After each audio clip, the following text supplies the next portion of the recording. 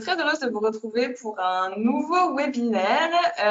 Donc, pour ceux qui ne me connaissent pas, je m'appelle Pauline et je suis chargée de communication et marketing chez Rivalis. J'espère que vous allez bien. Dites-nous peut-être un petit peu dans le chat de quelle région vous êtes. C'est toujours intéressant de savoir d'où on nous regarde. Aujourd'hui, je suis accompagnée de Gaëlle pour qu'on puisse vous donner des conseils pour déchiffrer votre bilan comptable, parce qu'on sait que c'est pas toujours facile. Donc, nous allons commencer d'ici quelques minutes. Je vous rappelle que vous pouvez poser toutes vos questions depuis le chat, donc tout au long du webinaire, et puis on aura des séquences pour y répondre. Alors, n'hésitez surtout pas à poser vos questions. Donc, au programme ce soir, comme toujours, une courte présentation de Rivalis, la présentation de notre super intervenante de ce soir, et puis après, on passera directement dans le vif du sujet. Alors, je vais juste regarder un petit peu d'où on en regarde. Hop, alors, Moselle, Martinique, ah oui, ça nous regarde de loin, Alsace, hop, PACA, région PACA, Paris, Lyon. Ok, on nous regarde un petit peu de partout, donc c'est top. Du coup, on va pouvoir passer à la présentation de Rivalis. Donc, Rivalis, c'est le premier réseau d'accompagnement des dirigeants. On a bientôt 28 ans d'expérience. Là, c'est encore écrit 27, mais le 6 juin, on aura 28 ans d'expérience. On est à 787 conseillers en France et en dom-tom, donc il y a forcément un conseiller proche de chez vous. 118 497 entrepreneurs utilisateurs de l'ensemble de nos services. Le BSP, notre feuille de route. Alors, le BSP, c'est quoi? C'est le bon sens paysan, le bon sens pratique. C'est-à-dire qu'on utilise toujours le côté pratique, le bon sens, pour répondre au mieux à l'ensemble des problématiques des dirigeants que nous accompagnons. La sérénité du patron, c'est notre objectif ultime, notre mantra. C'est vraiment que le patron soit serein au quotidien et qu'il puisse s'épanouir dans son rôle de dirigeant. 93% de satisfaction client, donc ça c'est un chiffre que nous mesurons régulièrement. Et pour finir, deux petits derniers chiffres avant de continuer. Donc, on a 71% de plus 71% de sérénité en plus et 40% de résultats en plus pour les dirigeants qui sont accompagnés par un conseiller Rivalis.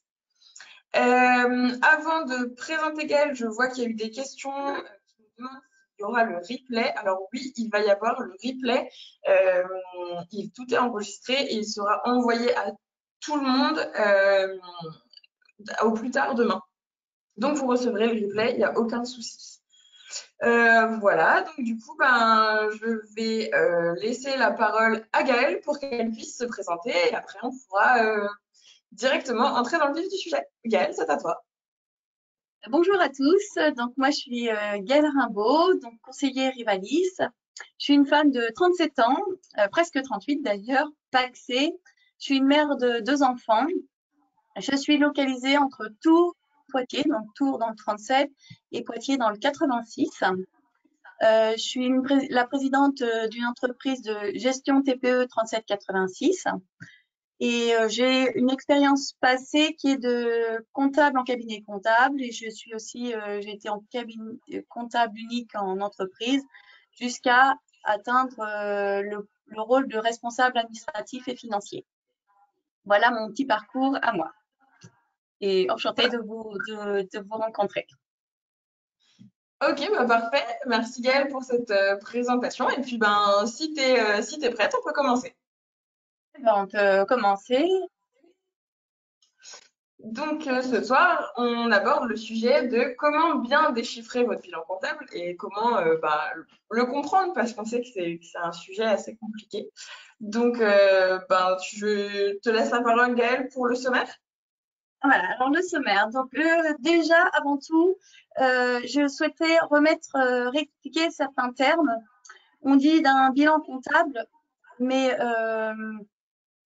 par défaut, mais en fait, c'est un défaut de langage. On utilise plus souvent, c'est mieux d'utiliser compte annuel ou liasse fiscale, qui sont les termes plus appropriés. Donc ça, c'était la partie importante à remettre. Donc, dans les comptes annuels, on y trouve à quoi servent-ils, qui est concerné, où se les procurer et comment sont-ils constitués. Ensuite, on verra le compte de résultat. Dedans, il y a un résultat d'exploitation, un résultat financier, un résultat exceptionnel et le résultat de l'entreprise. Ensuite, on verra le bilan avec l'actif et le passif. Donc, on va commencer donc par répondre à toutes ces questions. Donc, à quoi servent-ils? Donc, les comptes annuels correspondent donc aux documents comptables qui sont obligatoires pour les entreprises. Ce sont des documents consultés par de nombreuses entités et qui permettent de vérifier la solidité financière de l'entreprise dans son patrimoine et sa solvabilité. Qui est concerné? Donc, toutes les entreprises et sociétés sont concernées par cette obligation-là. Donc, de transmettre les documents aux impôts chaque année. Chaque année, à la date de clôture comptable, donc, qui est souvent d'ailleurs 31 décembre, mais elles peuvent être différentes en fonction de la création de l'entreprise donc, du chef d'entreprise et de son activité. Les seules personnes, c'est les micro-entrepreneurs ou les auto-entrepreneurs. Eux, ils ne sont pas concernés par cette obligation-là. Où on peut se les procurer. Vous pouvez vous donner chaque année ou tous les mois vos factures et autres documents au comptable. Et ben donc en fait c'est qui les établissent grâce à ces documents-là. Et ensuite ils les envoient aux impôts. Comment sont-ils constitués? En fait, on trouve dans cette catégorie-là, on en trouve deux documents très importants, qui est le compte de résultat et le bilan. Il y en a d'autres documents qui sont un peu, qui permettent de détailler et d'expliquer les chiffres, mais c'est souvent le compte de résultat et le bilan qui sont les plus intéressants et qui permettent de pouvoir aider à déchiffrer ces chiffres. Alors, donc, on va commencer par le compte de résultat. Donc, le compte de résultat, c'est le film de l'entreprise, le film de toute l'année, pardon. Donc là, vous pouvez le voir, le SERPA qui est envoyé aux impôts chaque année. Donc, il est composé de 3 parties. Un résultat d'exploitation. La slide suivante. Voilà. Qui est donc en haut. Donc, le résultat d'exploitation, il est composé des produits d'exploitation et des charges d'exploitation. C'est la différence des deux qui fait le résultat d'exploitation. Donc, dans les produits, on retrouve différentes catégories. La vente de marchandises et la production vendue. Donc, pour ça, c'est les 2 ou 3 premières lignes, donc, en fonction de comment on regarde le tableau. Ça correspond au chiffre d'affaires. Donc, hors taxe pour les entreprises qui sont soumises à la TVA. Et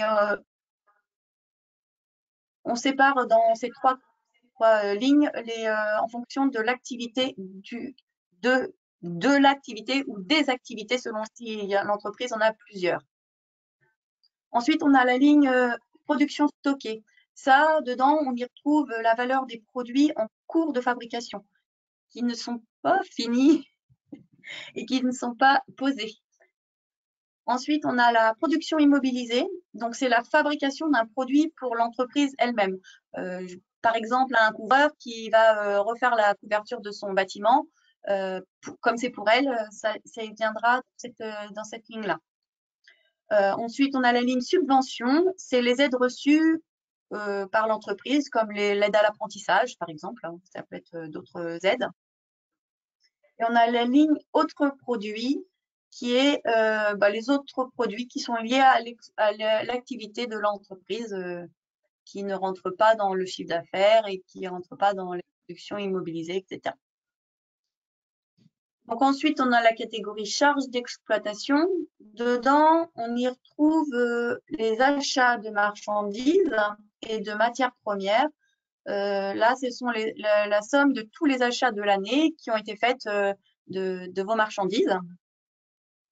Ensuite, on a la variation de stock, qui est donc de marchandises ou de matières premières. C'est la différence entre le stock de début d'année et le stock de fin d'année. Il y a souvent un delta et c'est cette variation, c'est ça qu'on appelle ça la variation. Voilà. Ensuite, on a les autres charges externes qui sont aussi appelées souvent les charges fixes pour nous. Elles changent parce qu'elles changent très peu, elles ont une variation entre 0 et 10% entre une année et l'autre année. Dedans, il y a l'électricité, l'eau, les vêtements de travail, le carburant, les fournitures de bureau, le crédit bail, la location à court et long terme, le loyer, l'entretien du bâtiment, du matériel et des véhicules. On retrouve aussi les assurances, la documentation, le personnel intérimaire, les honoraires comptables et d'avocats ou d'autres honoraires, la publicité, les cadeaux aux clients, les dons, les frais de déplacement, de restaurant, de réception, les frais postaux, le téléphone, Internet et certains frais de banque, cotisations et cotisations. Ensuite, on retrouve les impôts et taxes. Donc, dedans, il y a la CET, contribution économique et territoriale, la CVAE, cotisation sur les valeurs ajoutées des entreprises. Donc, pour certaines, pas tout le monde est soumis à cette taxe-là. On retrouve la CSG, CRDS et d'autres impôts, d'autres taxes payées aux impôts. Ensuite, on a une ligne rémunération du personnel. Donc, cette ligne-là, on retrouve les salaires des salariés et les salaires des dirigeants, sauf pour les entreprises individuelles. Ensuite, on retrouve la ligne charges sociales. Donc, ça correspond aux charges liées au salaire versé dans la case rémunération du personnel. On trouve aussi la médecine du travail et différents organismes qui sont liés aux charges salariales. On y retrouve après, donc on a une ligne dotations amortissements. Donc cette ligne-là, ça correspond à l'amortissement des immobilisations. Donc vous allez me demander plutôt c'est quoi une immobilisation? Donc une immobilisation, c'est l'achat d'un bien corporel ou incorporel qui a une durée de vie de plus d'1 an et qui a une valeur supérieure à 500 euros. Et chaque année, ces immobilisations-là, on perd de la valeur. Et donc là, cette dotation, c'est cette perte de valeur. C'est la manière comptable de valoriser l'usure du bien. Ensuite, on a la dotation provision. Dedans, on y met, si vous avez un client avec donc une facture qui n'est pas réglée, parce qu'elle a un litige ou le client a un problème financier en redressement judiciaire, par exemple, et que vous savez que vous n'allez pas pouvoir récupérer votre argent, pas dans sa totalité, on peut provisionner donc un pourcentage de cette facture-là et ça irait, on va le retrouver dedans, dans cette case-là. Ensuite, on a autres charges. Donc là, c'est pareil que les autres produits. On y met un peu les autres charges qu'on ne peut pas mettre dans les lignes précédentes. Et c'est un peu des lignes particulières. Et si on veut plus de détails dans les autres charges, ce qui est intéressant, c'est de pouvoir regarder dans le compte de résultats détaillé. Il est très souvent fourni par votre expert comptable avec le compte de résultats. Et donc là, vous pourrez voir juste en dessous le détail de ces sommes-là, de pourquoi vous avez marqué 10 000 euros. Bah, peut-être que c'est en une seule ligne ou plusieurs, mais au moins vous saurez pourquoi vous pourrez retrouver vos chiffres. Ensuite, donc là, ça donne un résultat d'exploitation qui permet d'apprécier la performance économique de l'entreprise sur l'année en cours. Voilà, ça résume que cette année, que une année, quoi. Ensuite, on a le résultat financier. Donc, le résultat financier, c'est la différence entre les produits financiers et les charges financières. Donc, dans les produits financiers, on peut y retrouver les intérêts perçus par les placements, les escomptes obtenus par des fournisseurs quand on paye au comptant. Dans les charges financières, on trouve les intérêts d'emprunt ou les frais de découvert et puis d'autres petits frais voilà, de ce genre-là. Et donc, ce qui importe, enfin, quand on regarde le total des charges financières, si ce montant-là est élevé, c'est que l'entreprise est endettée. Il y a un fort taux d'endettement. Ensuite, on a le résultat exceptionnel, donc qui est la différence donc, entre les produits exceptionnels et les charges exceptionnelles. Donc, les produits exceptionnels, ce sont les produits qui sont exceptionnels, comme les remboursements d'assurance suite à un incendie, un dégât des eaux ou un accident ou quoi que ce soit comme ça. Comme son nom l'indique, c'est exceptionnel. On ne va pas avoir un accident ou un incendie tous les ans. Et on y met aussi dedans les plus-values sur les ventes d'une immobilisation, par exemple, parce qu'on ne vend pas notre véhicule tous les ans non plus. Voilà, ça permet de pouvoir comprendre ce qu'on peut y mettre dedans. Dans les charges exceptionnelles, on peut y retrouver les pénalités et amendes et autres charges qui sont exceptionnelles. Ensuite, on a le résultat de l'entreprise. Donc, le résultat de l'entreprise, c'est la somme du résultat d'exploitation, du résultat financier et du résultat exceptionnel après déduction de l'impôt sur les sociétés. Bien sûr, donc l'impôt sur les sociétés, tout le monde n'y est pas soumis. Souvent, les sociétés sont à l'impôt sur les sociétés, mais il y a des exceptions.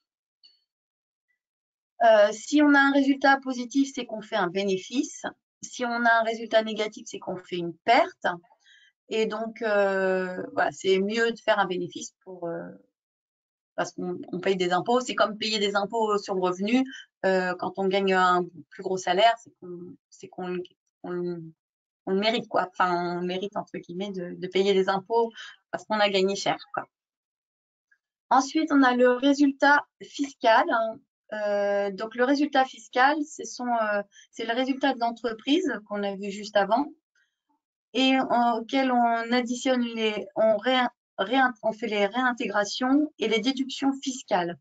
Donc, dans une réintégration, par exemple, on a les charges qui ont été déduites comptablement, mais qui ne doivent pas être imposées. Par exemple, une amende, quand on se prend une amende parce qu'on a roulé trop vite ou quoi, elle doit être imposée. Donc, on doit la réintégrer. On a les déductions. Ce sont les produits qui ne sont pas imposables, qu'on a mis en produit, mais qu'on ne doit pas imposer. Voilà. Donc, ça, c'est intéressant de pouvoir savoir qu'il y a une différence entre les deux. Le résultat d'une entreprise individuelle doit être plus important que sa doit être plus important parce que la rémunération du chef d'entreprise n'a pas été prise en compte dedans. Tout à l'heure, j'ai dit sauf les entreprises individuelles. Et donc là, on est dans ce cas-là.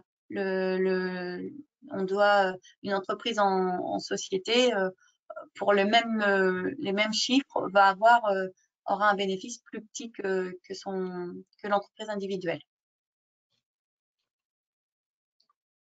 Est-ce que y a des questions, Oui, Pauline? alors, on a eu deux, trois petites questions, donc je vais voir pour te les poser. Alors, avant, tu disais que dans les comptes annuels, il y avait certains types d'entités qui les consultaient. Donc, on a une personne qui nous demande quel type d'entité consulte nos comptes annuels. Il y a les banques, on les fournit souvent aux banques. Et puis, il y a des fournisseurs aussi qui permettent d'avoir des facilités de paiement en disant tant qu'on n'a pas tant qu'on vient d'être créé, ben, ils vont pas nous faire de facilité de paiement, ça va être pratiquement au comptant. Alors que d'autres, au bout de quelques années, quand ils vont voir que on va bien financièrement, enfin que l'entreprise va bien, ils vont pouvoir mettre 30 jours, fin de mois, ou 30 jours, fin de mois, enfin voilà. Les conditions vont pouvoir être plus importantes. Ok, parfait, merci beaucoup. Et on a Anne qui nous demande, qui dit qu'elle pensait que les amendes, par exemple d'excès de vitesse, ne devaient pas être payées par l'entreprise. Euh, donc, du coup, elle voudrait juste une Alors précision oui, par rapport à ce que tu as dit tout à l'heure.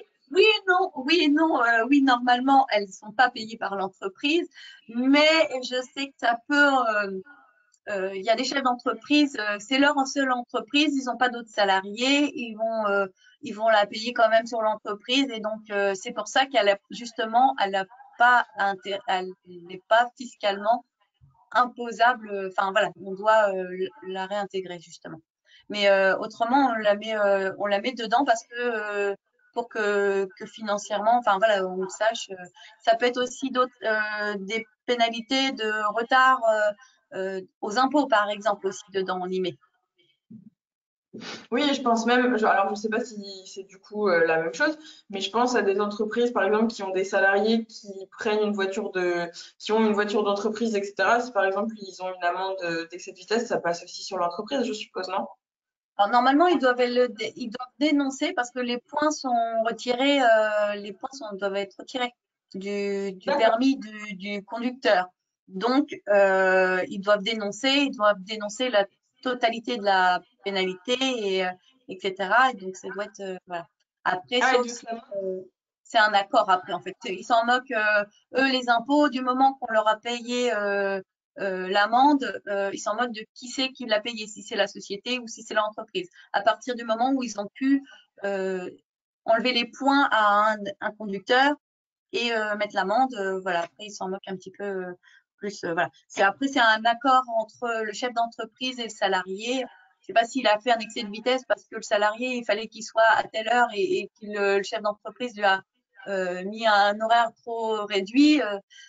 Ça peut être, voilà, enfin, après, je veux pas non plus m'immiscer et me mettre mal avec les salariés ni les chefs d'entreprise, mais voilà, ça peut, enfin, c'est des communications entre le salarié et les chefs d'entreprise, voilà. d'accord, ok. Bah, merci beaucoup. On a aussi, alors, est-ce que tu aurais des exemples de produits non imposables, entre parenthèses, déduction fiscale? Euh, J'en avais une tout à l'heure.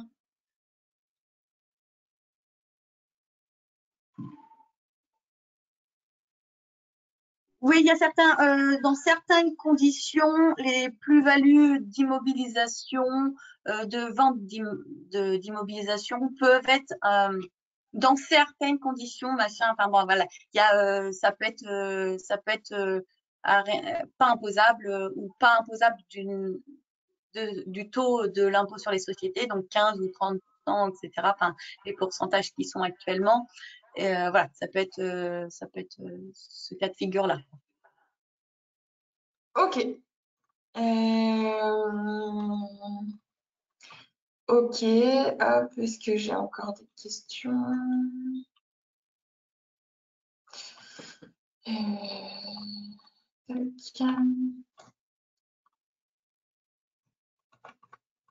Non, j'ai pas d'autres questions pour le moment. Bon, bah, très bien. De toute façon, vous pouvez en poser encore tout le long de la suite. Voilà, même si ça revient après, c'est pas grave. On a encore un petit peu. On va passer au bilan. Oui, ça marche. Donc, le bilan. Donc voilà le modèle, enfin le modèle, un des modèles qu'on peut retrouver hein, dans les documents. Donc, le bilan, c'est la photographie de l'entreprise à la date de clôture. Donc, la date de clôture, on l'avait dit que ça peut être le 31 décembre, mais une autre date. Dedans, il y a deux catégories. Donc, on a dit l'actif et le passif. On retrouve dans ce document-là, on n'a pas de somme de montant négatif. Sauf pour quand l'entreprise fait une perte. Et donc voilà, c'est la seule chose qu'on peut retrouver. Et donc on le verra tout à l'heure où est-ce où on le trouve. Ensuite, donc dans l'actif. Donc l'actif, il y a deux catégories, l'actif immobilisé et l'actif circulant. L'actif, ce sont ce que possède l'entreprise. On va pas trop vite, C'est ce que possède l'entreprise à la date de clôture. C'est son patrimoine. Voilà. Vas-y, tu peux remettre la petite slide avec le tableau jaune. Voilà. Donc, dans l'actif immobilisé, donc, je rappelle une immobilisation, donc c'est l'achat de biens à durée de vie de plus d'1 an et de plus de 500 euros. Il est naturellement créé une immobilisation par les comptables en faisant ces achats-là, mais ce n'est pas une obligation. C'est juste une petite note. Il y a 3 types d'immobilisation. L'immobilisation incorporelle, donc on peut y trouver dedans les fonds de commerce, licences de logiciels par exemple. On a l'immobilisation corporelle, donc dedans on a la machine, les machines, matériel, véhicules. Ensuite on a l'immobilisation financière. Dedans on peut y trouver caution, titre de participation. Donc, vous pouvez voir aussi qu'il y a 3 colonnes. Il y a un brut, un amortissement et un net. Donc, le brut, c'est la valeur de lorsqu'on a fait l'achat de cette immobilisation. Donc, il y a 2 ans, on a acheté un véhicule 10 000 euros. Et ben, donc, on va retrouver dans cette colonne brute les 10 000 euros. Ensuite, l'amortissement, c'est le total de la valeur qui a perdu le bien. C'est le montant, c'est le cumul en fait de tous les amortissements qui ont été passés sur les années précédentes par rapport depuis l'acquisition. Ensuite, le net, c'est la différence entre le brut et l'amortissement, et on appelle ça la valeur nette comptable. Voilà, c'est la valeur qu'on donne comptablement, quoi. Donc tout ça, ce sont des biens qui sont détenus sur du long terme. Parce que c'est comme on disait tout à l'heure, que c'est pour plus d'1 an, donc ça reste en général plus souvent plus longtemps. Et plus ou moins longtemps en fonction de la durée de vie de l'immobilisation. Ensuite, on a l'actif circulant. Donc dedans, on y retrouve plusieurs catégories. Donc, on a le stock. Donc, c'est la valeur. Là, on y retrouvera la valeur de votre stock de marchandises et de matières premières à la date de clôture. Donc, c'est-à-dire, si vous avez donné un, un, un stock à 40, à 54 000, par exemple, là dans l'exemple, et ben, vous aurez 54 000 de notre, enfin, ça sera mis 54 000 là-dessus. Ensuite, on a les créances clients, sont la somme des factures clients qui n'ont pas été payées à la date de clôture. C'est parce que des fois, enfin, entre la date de clôture et la date réellement où on vous redonne le bilan, il y a un écart entre pour laisser le temps à l'expert comptable de faire, d'établir ses comptes. Et donc là, souvent, il y a des grandes chances que la facture qui était au 31 décembre, eh ben, le 31 janvier, elle est payée. Donc, et quand on vous redonne les comptes annuels au mois de février, mars ou avril, eh ben, cette facture-là sera payée. Mais ça permet, voilà, de le savoir. Autre créance, c'est il y a différentes sommes que l'entreprise va percevoir, a à percevoir. Un peu comme on y retrouve le crédit de TVA. Quand à la fin de l'année, le total de la TVA fait que ça fait un crédit de TVA, bah on viendra le retrouver là. Ensuite, on y retrouve aussi les VMP, donc valeur mobilière de placement. Ce sont les placements qu'a fait l'entreprise sur différents comptes. On a la disponibilité, donc c'est la somme des comptes bancaires, donc au positif, bien sûr, parce que sinon on ne les retrouvera pas ici si les comptes bancaires sont négatifs. On les retrouvera de l'autre côté. On les retrouvera donc dans le côté passif. Donc voilà, on va passer au passif. Donc ce passif-là, c'est ce que doit l'entreprise à la date de clôture. Il y a deux catégories, les dettes et les capitaux propres. Donc là, on va commencer par les capitaux propres.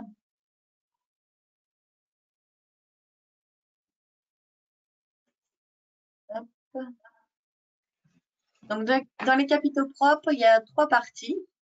Le premier, c'est le capital. C'est la somme qui a été versée à la création de la société par le ou les actionnaires de l'entreprise. Pour les entreprises individuelles, la ligne doit être à zéro. Il n'y a pas eu de dépôt de capital. Ensuite, on a les réserves. Donc, les réserves, c'est la somme de tous les résultats depuis la création de l'entreprise à l'année dernière. Auquel on enlève les dividendes que les actionnaires se sont versés pour les sociétés, parce que les dividendes, c'est que pour les sociétés. Et on enlève aussi pour les entreprises individuelles le salaire que s'est versé le chef d'entreprise. Ça fait voilà, le total des réserves. Ensuite, on a le résultat. Donc ça, c'est le résultat qu'on a retrouvé dans le compte de résultat qu'on a vu précédemment tout à l'heure. Donc c'est là où s'il est si on a des résultats négatifs, ben ça viendra en moins. C'est le seul ligne, c'est le seul endroit où on trouvera un signe moins ou une parenthèse, parce que des fois dans les bilans on trouve des parenthèses. Ça veut dire que c'est un chiffre négatif quand on voit une parenthèse. Le total des capitaux propres, donc les sommes, la somme des trois chiffres, là, ça fait le total des capitaux propres. Elle est souvent regardée justement par les banquiers ou les autres partenaires pour pouvoir accorder des facilités de paiement ou des emprunts, etc. C'est ce qu'on disait tout à l'heure en répondant à la question de la personne. Donc voilà, les partenaires, ça peut être des fournisseurs, ça peut être voilà, il y a plein de personnes qui regardent ça. Il y a la Banque de France aussi, des fois qui peuvent être à qui on peut le donner, les comptes annuels. Ensuite, on a les dettes. Donc, on retrouve 3 types de dettes. On a les dettes financières. Dedans, on y retrouve le capital restant dû des emprunts. On retrouve aussi donc les dettes fournisseurs, toutes les factures fournisseurs qui n'ont pas été payées à la date de clôture. C'est exactement pareil hein, que tout à l'heure les clients. Et dans les autres dettes, on retrouve les salaires, s'ils n'ont pas été versés le 31, mais qu'ils ont été versés le 1er janvier, par exemple, ou le 2 janvier, c'est fermé, eh ben, on le retrouvera dans cette catégorie-là. Et aussi toutes les charges sociales qui sont à payer le 15 ou le 20 du mois suivant. Donc, on les retrouve forcément dedans. Et la TVA, quand elle est à payer, on la retrouve dans autres dettes aussi. Si on fait le total des dettes fournisseurs, si le total des dettes fournisseurs est supérieur aux créances clients, il faut faire attention parce que ça veut dire qu'il y a un risque quelques mois après la date de clôture, d'avoir des problèmes de trésorerie. Surtout quand la ligne disponibilité ne couvre pas cette différence. Donc ça, c'est important à regarder. Voilà, quand ça peut donner des indices, on va dire. Ensuite, on a ce qui est important, c'est que l'actif net est égal au passif. Donc l'actif, c'est ce que possède l'entreprise. C'est ce qui a permis ce que les dettes, donc le passif, a permis de financer le total de ce que possède l'entreprise, donc l'actif net. C'est toujours, ça doit être toujours égal.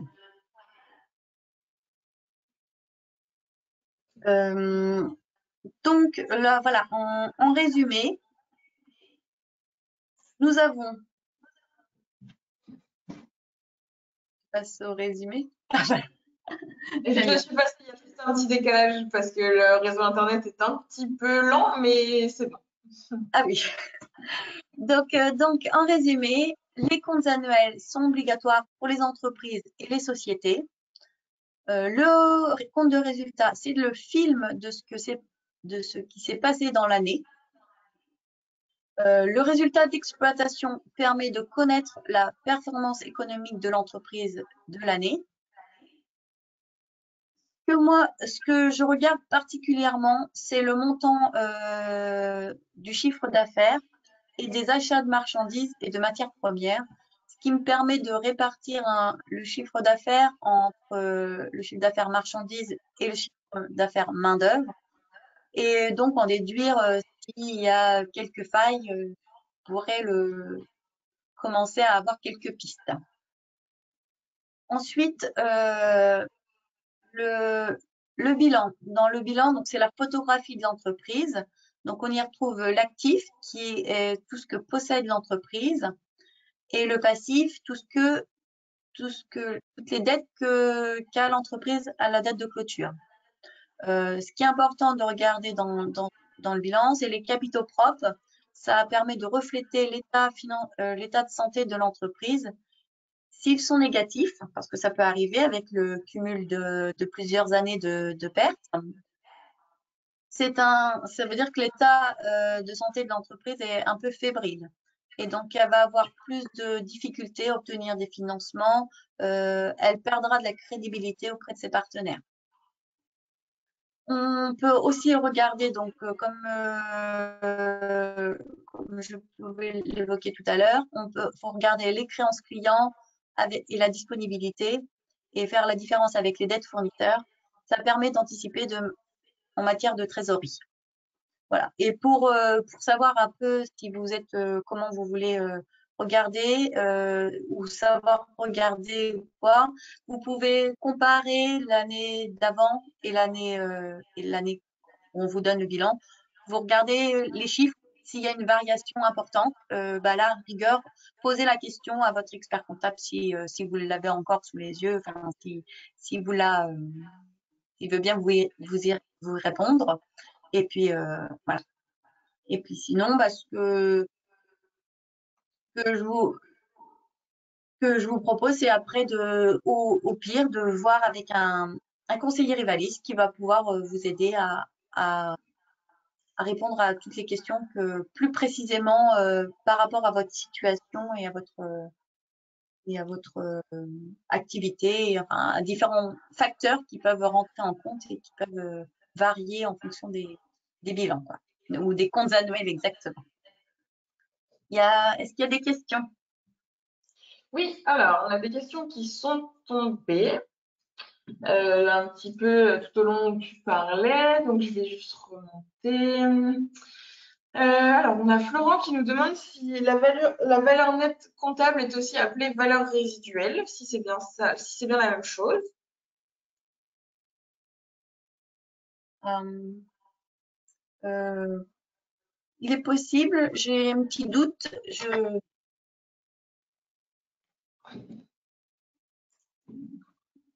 Comme c'est sorti de son contexte, c'est un peu plus délicat d'y répondre. Oui, ouais. Des fois, sorti de la phrase, ça peut être difficile à y répondre. À la fin de. Ouais, c'est un peu plus. On peut pas catégoriser ça totalement comme ça. Donc, ça doit être dans les mêmes types. Faudrait que qu'on me donne le détail pour que enfin, la phrase complète pour pouvoir être sûr de ne pas répondre n'importe quoi. Ok, ça marche. Après, c'était, je pense, juste une question simple. Si on achète un véhicule amortissable sur 5 ans, doit-on faire figurer le véhicule dans les immobilisations à l'année 6? Oui, il restera dans les immobilisations tant que vous l'avez en possession. Et le jour où vous le vendez, le véhicule, là, il sortira et il ira dans les plus ou moins values, etc., etc. Donc, il restera même après qu'il soit complètement amorti. Ok, parfait. On a une autre question. Est-ce que les fonds de caisse font-ils également partie des disponibilités? Oui, tout à fait. Oui, oui, j'ai pas cité. Pardon pour ceux qui ont une caisse. Euh, Actif immobilisé, sur quelle valeur se base le calcul des amortissements? Alors, sur quelle valeur se basent les amortissements? Ouais. Ah ben en fait, pour trouver pour calculer un amortissement, on prend le montant total de l'achat.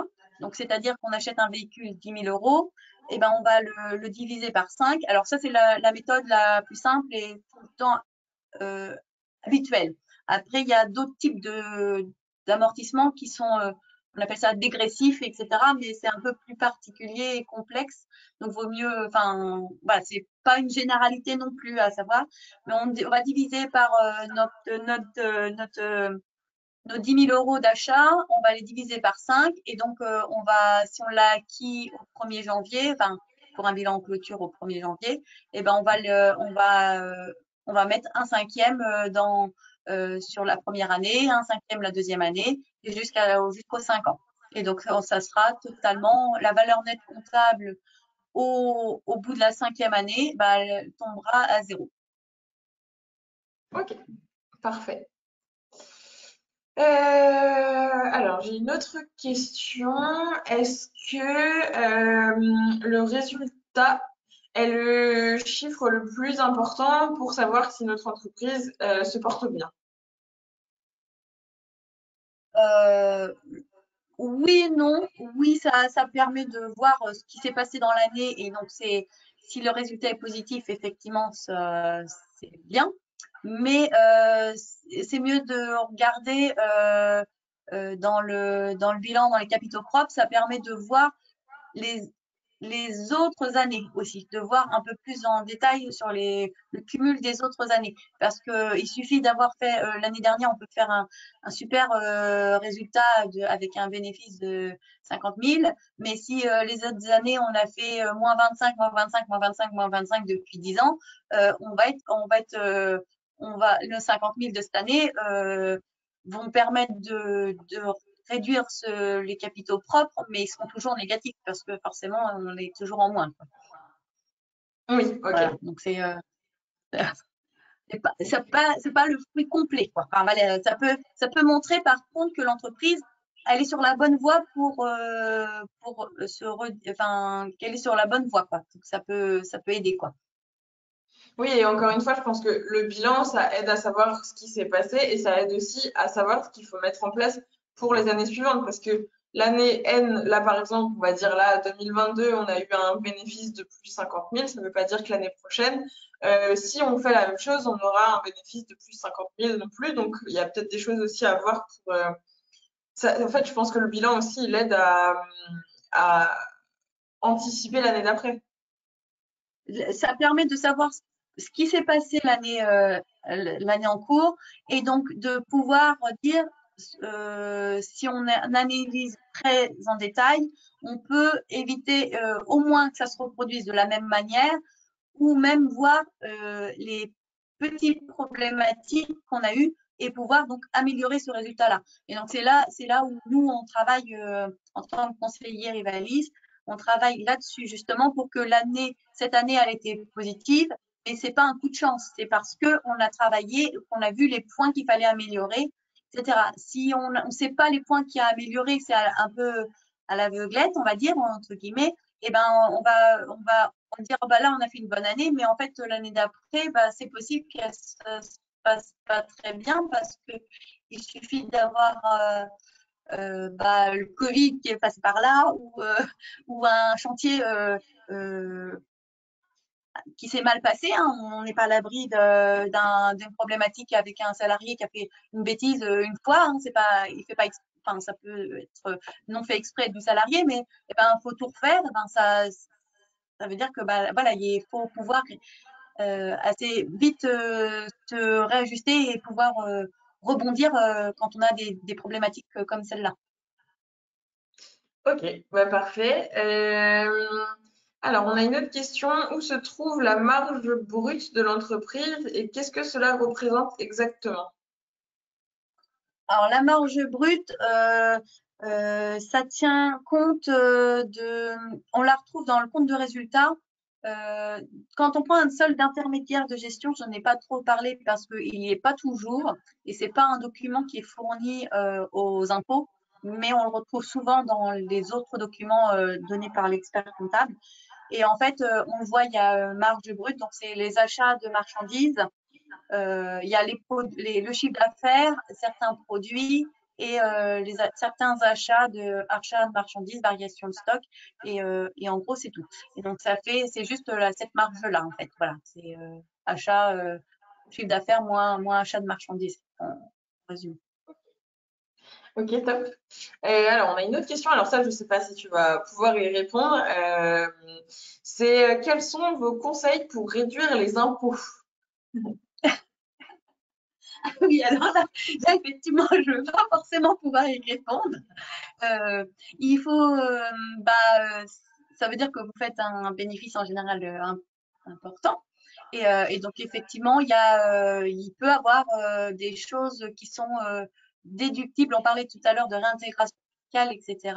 Les dons, par exemple, ou différentes choses comme ça peuvent permettre de défiscaliser. Mais souvent, l'expert comptable est plus à même de, de là, c'est plus voilà, les experts comptables ont cette casquette-là d'aider à payer moins d'impôts, de trouver des astuces. Après, certains conseillers rivalisent aussi, hein, d'ailleurs, mais là, c'est plutôt de la casquette. Les experts comptables ont souvent cette casquette-là.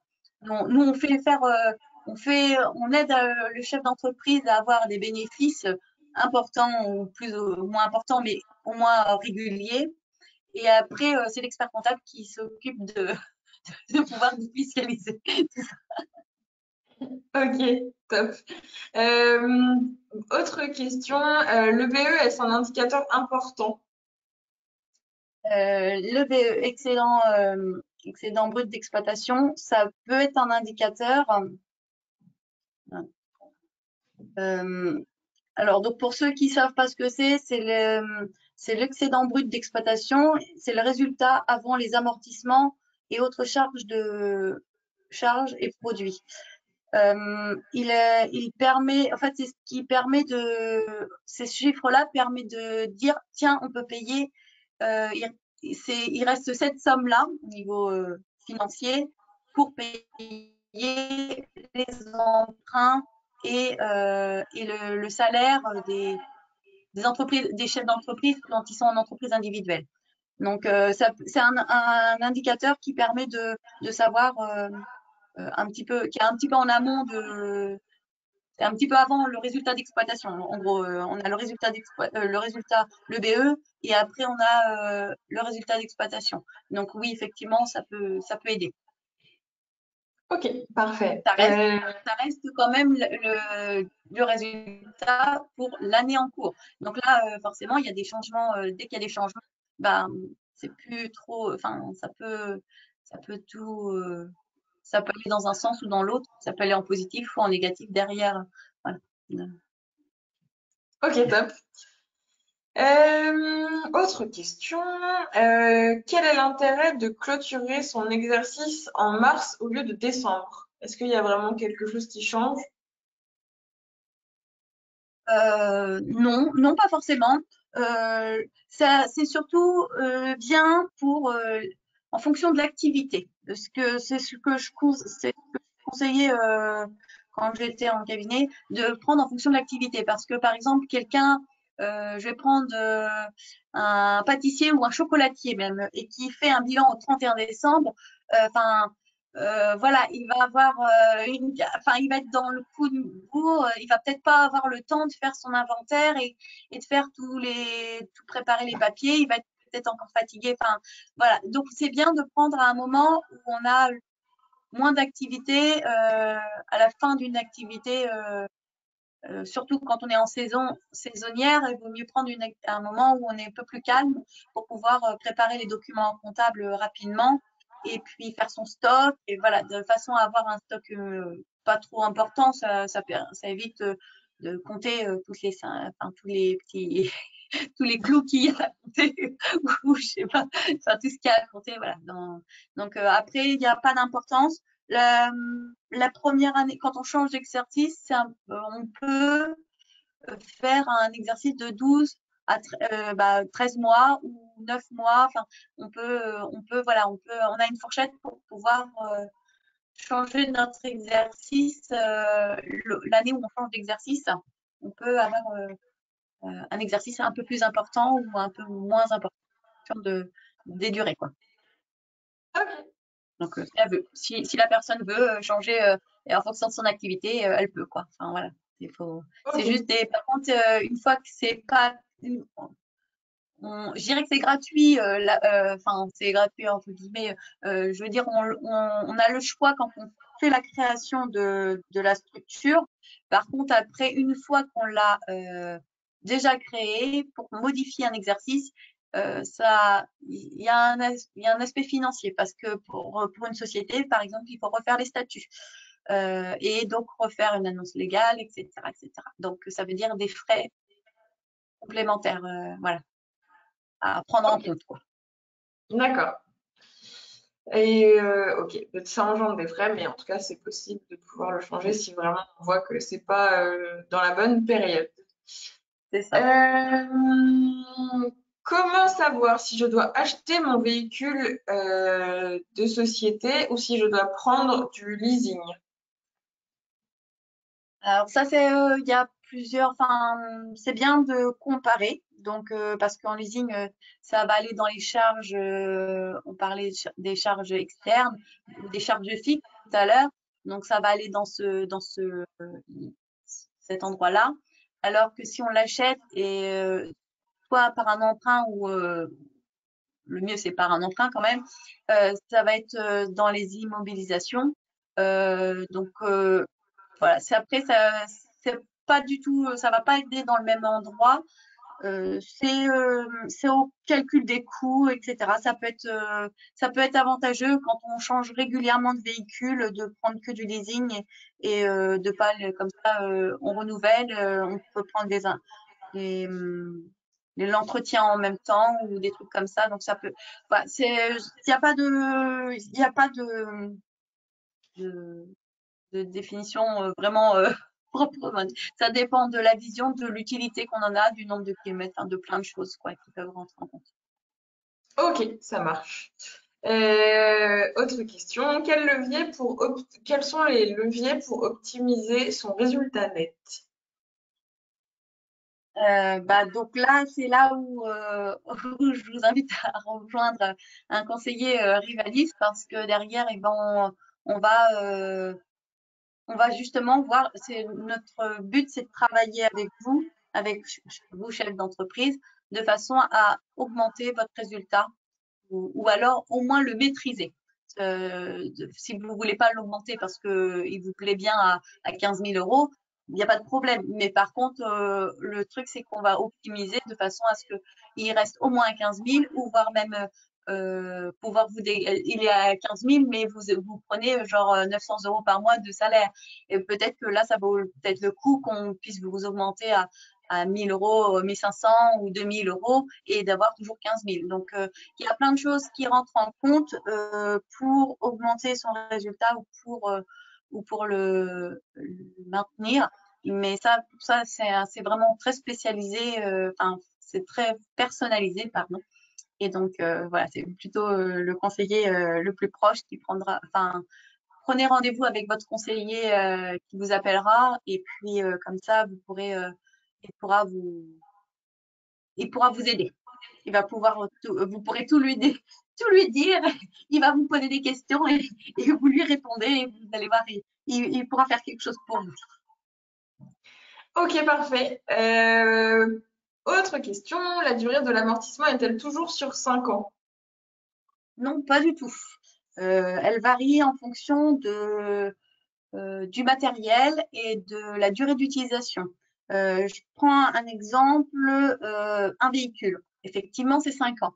C'est la moyenne normale. Mais si vous l'achetez d'occasion avec 300 000 kilomètres, au bout d'un moment, le véhicule, c'est pas sûr qu'il fasse les 5 ans.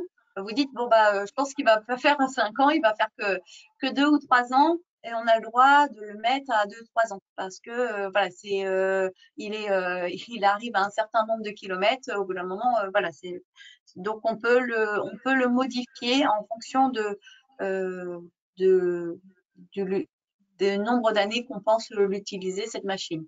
Après, il y a des machines ou des bâtiments, c'est 10 ans. Hein. Il y a des choses, on est sur du 10 ans, voilà, 7, 8, 5, 7, 8, 10, voilà, ce sont des années un peu voilà, en fonction du type de matériel. Ok, merci. Alors, au vu de la situation passée, la recapitalisation des fonds propres reste-t-elle sur 2 ans? Tu peux répéter, pardon? Ouais, alors je ne sais pas il y aura peut-être besoin de peut-être plus de précision.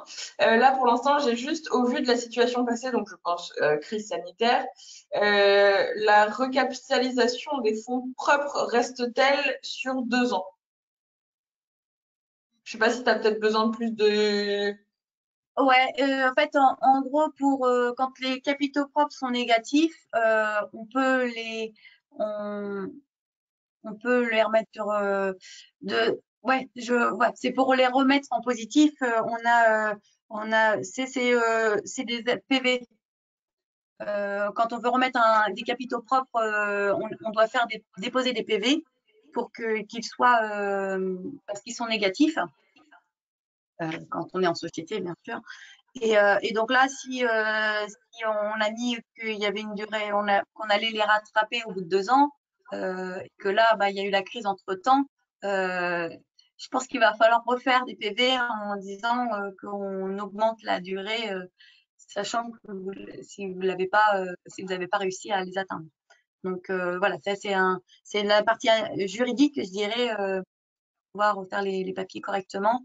Maintenant, après, voilà, si c'était vous qui vous êtes mis 2 ans, je sais, voilà, voilà, c'est l'idéal. Si vous voulez avoir une durée, respecter cette durée, demandez à un conseiller, il va justement vous aider à remettre au propre positif. Ça, c'est un des, euh, des enjeux qu'on peut demander à un conseiller rivaliste. Ok, parfait. Est-ce que les prélèvements personnels du dirigeant donc sont considérés comme des salaires? Alors, si c'est pour une entreprise individuelle, non. Ils vont directement se placer dans les capitaux propres. Ils vont aller en déduction des, euh, des résultats. Si c'est une société, donc ça voudra dire que les prélèvements sont des prélèvements pour les gérants, en particulier SARL ou EURL. Effectivement, là, ils sont dans la case rémunération du personnel et donc il y aura les dirigeants dedans. Voilà. Euh, que ce soit les dirigeants de sociétés SARL ou SAS. Là, j'ai cité les deux plus grosses types de structures de sociétés que les plus connus volontairement, parce qu'après, voilà, il y a encore une multitude de types de structures. Et là, je maîtrise un petit peu, enfin, c'est vraiment spécifique. Alors, voilà, je préfère voir avec votre comptable ou, voilà, ou même le cas par cas, vraiment avec un conseiller. Il y en a certains qui pourront vous dire, euh, voilà, où c'est placé, quoi. Ok, ça marche. Merci beaucoup. Alors, je regarde juste. Alors, ça, c'est une question par rapport à l'enregistrement. Oui, le webinaire a été enregistré. Il sera envoyé à tous les inscrits et à tous les participants dès demain. Donc, vous aurez accès à tout ce qui s'est dit depuis 17 heures. Ne vous inquiétez pas, vous aurez accès à tout. Donc là, il n'y a aucun souci. Sinon, je crois qu'on a fait le tour des questions. En plus, il est 18h03, donc bah, c'est parfait. Ah, le timing impeccable, dis donc. Ouais, parfait. S'il n'y a plus de questions, on va pouvoir s'arrêter là pour ce soir. Juste une dernière petite précision.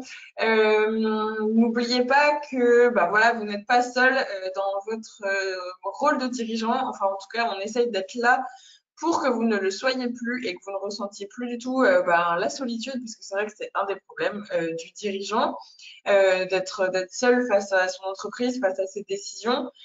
Face à la prise de décision, en tout cas. Donc voilà, en tout cas, n'hésitez pas à vous faire accompagner parce que être entouré, c'est vraiment la clé du succès. Donc un conseiller ou une conseillère Rivalis de proximité, donc proche de chez vous, à moins d'1 heure de chez vous, va vous rappeler gratuitement pour que vous puissiez échanger sur votre situation en particulier et que vous puissiez du coup poser toutes les questions que vous souhaitez et même voilà, pouvoir rencontrer cette personne pour peut-être améliorer certaines choses sur votre bilan et puis sur vos années, sur la santé de votre entreprise. Donc voilà, merci beaucoup en tout cas Gaëlle pour ton temps et tes précieux conseils. Merci à toi et puis merci à tous les participants qui ont écouté qui ont écouté et qui vont écouter pour ceux qui vont le voir en replay. Voilà, merci à vous. Ouais, mais merci beaucoup et puis merci à vous d'avoir été présent ce soir. Vous pouvez toujours encore nous retrouver sur les réseaux sociaux pour des conseils, des tutos, de l'actualité, des témoignages et surtout pour être informé des prochains webinaires parce qu'on en fait assez régulièrement. Normalement, c'est toutes les 2 semaines, donc voilà, sur des thèmes très différents. Vous pouvez aussi retrouver nos anciens webinaires sur YouTube. Donc, n'hésitez pas à les consulter. Et puis, n'hésitez pas à vous inscrire au prochain si la thématique peut vous aider sur une autre spécificité de votre entreprise.